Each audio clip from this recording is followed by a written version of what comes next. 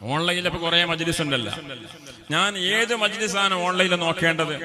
നമ്മൾ പറഞ്ഞ 4-ാം മജ്ലിസിന് കൂടാ. കാരണം രാവിലെ തുടങ്ങും മജ്ലിസ്. ആ മജ്ലിസിൽ രാവിലെ കുറെ മജ്ലിസ് ഉണ്ട്, ഉച്ചന്റെ ശേഷം, വൈകുന്നേരം, മഗ്‌രിബിന്റെ ശേഷമൊക്കെ മജ്ലിസ് ഉണ്ട്. ഞാൻ മജ്ലിസിനാ കൂടേണ്ടതോ? ഞാൻ ആ സഹോദരനോട് പറഞ്ഞു, നീ മജ്ലിസ് നോക്കുന്ന സമയത്ത് മജ്ലിസ് നോക്കുന്നത് ഓൺലൈനിലാണ്, ഫോണിലാണ്, യൂട്യൂബിലാണ്, ഫേസ്ബുക്കിലാണ്. ഈ കാണുന്ന സമയത്തോ അതിനിടയിൽ പരസ്യം കടന്നു വരുന്നുണ്ടോ? പരസ്യം കടന്നു വരുന്നുണ്ടെങ്കിൽ ആ മജ്ലിസ് സംഘടിപ്പിക്കുന്ന ആളെ ഉദ്ദേശശുദ്ധി സംശയിക്കേണ്ടതുണ്ടോ? കാരണം അവൻ യൂട്യൂബ് കമ്പനിയിൽ നിന്ന് ക്യാഷ് കിട്ടാൻ വേണ്ടിയിട്ട് പരസ്യത്തിന്റെ ആ സ്വിച്ച് ഓൺ ചെയ്തിട്ടാണ് ഈ പരസ്യം വരുന്നത്. പരസ്യത്തിൽ ആരാണ് വരുന്നത്?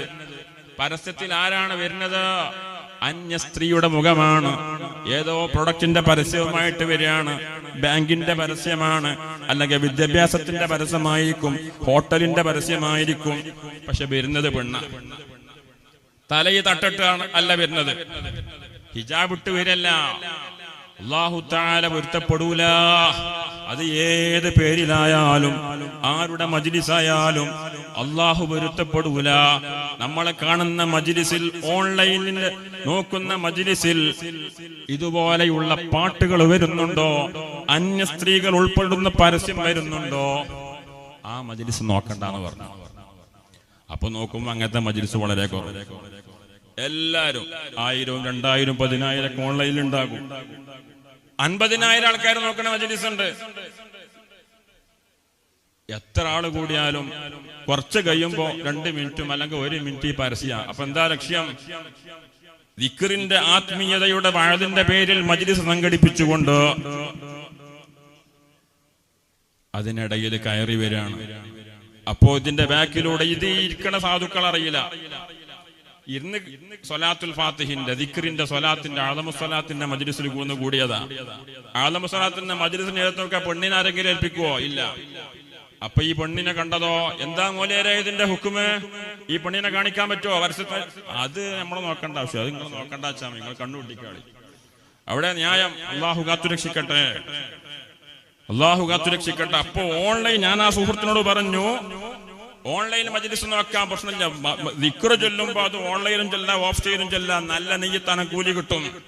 പക്ഷെ നീ നോക്കുന്ന സമയത്ത് ആഡ് വരുന്നുണ്ടെങ്കിൽ, പരസ്യം വരുന്നുണ്ടെങ്കിൽ, ഈ മനുഷ്യൻ, അതിന്റെ പിന്നിൽ പ്രവർത്തിക്കുന്നവർ ആ പരസ്യത്തിന്റെ വരുമാനത്തിന് വേണ്ടിയാണോ?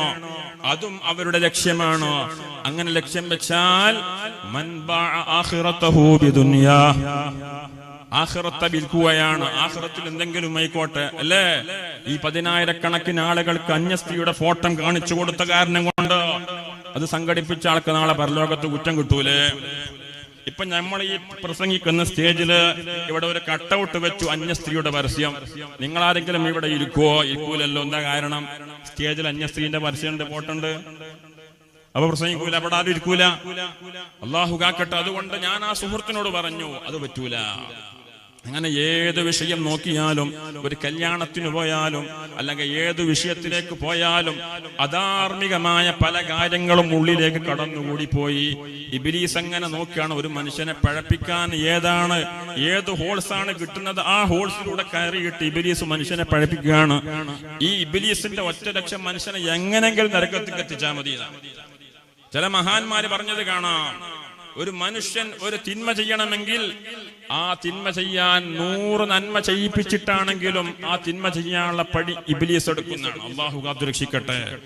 നന്മ ചെയ്യുന്നതിന്റെ പിന്നാലെ ഇബ്ലീസ് അവനെ കൊണ്ട് തിന്മ ചെയ്യിപ്പിക്കും.